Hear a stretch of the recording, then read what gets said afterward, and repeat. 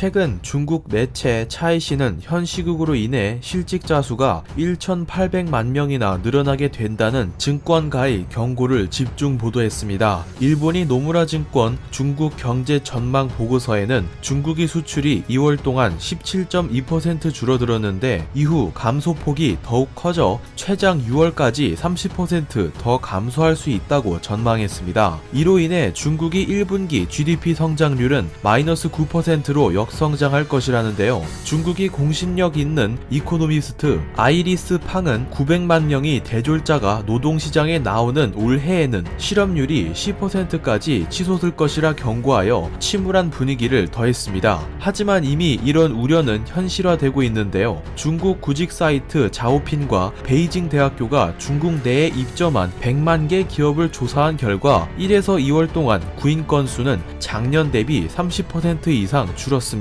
더 큰 문제는 해외 대기업들이 탈중국화 움직임이 드러나고 있다는 것입니다. 이미 삼성전자는 지난 2019년 10월 광둥성 후이저우 공장을 마지막으로 중국 스마트폰 생산 라인을 모두 철수했습니다. 이후 인근의 식당과 호텔, 협력사 등이 60%에 가까운 기업들이 줄도산했는데요. 주택 가격도 한 달 만에 100만 위안이 떨어져서 유령 도시화가 되고 있습니다. 완제품을 생산하는 대기업이 쓰러지면 어떻게 되는지를 보여주는 대표적인 예시이죠. 미국 IT 기기 제조업체 애플 역시 미중 무역 전쟁과 현 시국의 여파, 인건비 상승 등이 불리한 요소들이 중첩되어 최근 IT 기기 및 액세서리 조립 공장 철수 및 이전을 검토하고 있습니다. 해외 대기업들이 공장 철수는 하필 이런 상황에 더더욱 아픈 약점으로서 작용하게 됩니다. 중국의 소식은 베트남 언론 역시 주의 깊게 전달했는데요. 베트남은 2020년 자국 GDP 성장률 목표치를 6.8%로 설정하고 적극적인 해외 기업들이 공장 유치에 힘쓰며 경제 정책을 펼치고 있습니다. 1년 뒤에는 당 대회까지 있어 성과 과시는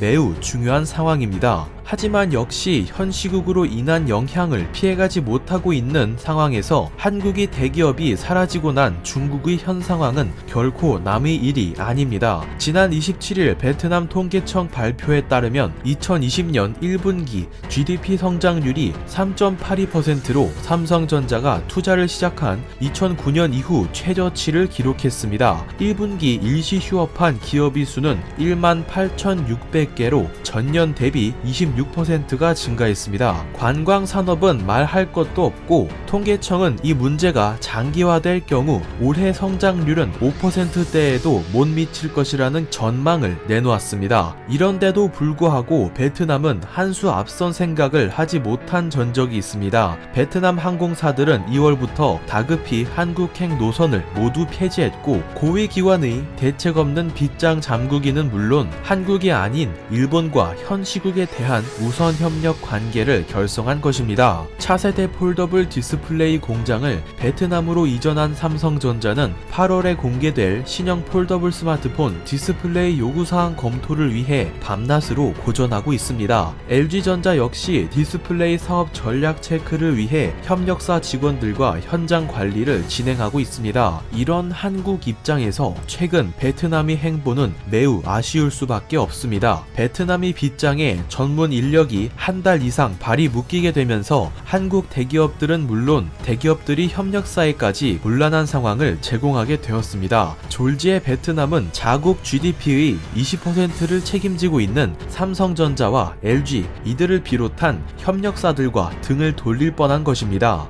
특히 삼성전자는 부품 공급이나 커뮤니케이션에 잡음이 발생하는 것을 극도로 싫어하기 때문에 장기적으로 경제 성장 정책을 다짐하는 베트남 입장에서는 제 도끼로 제 발등을 찍은 상황입니다. 삼성에 밑보인 일본 기업들이 지금 어떤 꼴이 났는지는 알고 있겠죠. 이를 의식한 베트남 노동보훈사회부 줄여서 모리사는 1일 응우옌 수언푹 총리에게 삼성과 LG 및 이들의 협력 계열사 8,459명이 선제적 입국 허용을 공식 요청했습니다. 이들은 전문성과 뛰어난 외국어 능력을 갖춘 인력이라며 기관은 대체 인력을 구하라고 하지만 베트남인들은 이 외국 기업들이 요구사항을 충족시킬 수 없다. 이렇게 되면 회사들이 운영에 차질이 빚어지고 국가 프로젝트에도 영향을 미치게 된다 라고 거듭 주장한 것으로 알려졌습니다. 실제로 삼성전자가 차세대 폴더블 디스플레이 생산 시설을 베트남에 건설하고 대부분이 조립 공장을 이전한 것은 세계 IT 제품을 생산하는 기업들에게 시사하는 점이 큽니다. 신뢰할 수 있는 공급망 유지 시스템, 커뮤니케이션, 완제품을 생산할 수 있는 허브로 거듭날 수 있는 인프라가 잘 갖추어져 있다는 것을 간접적으로 시사했기 때문입니다. 이는 곧 탈중국화에 불이 붙은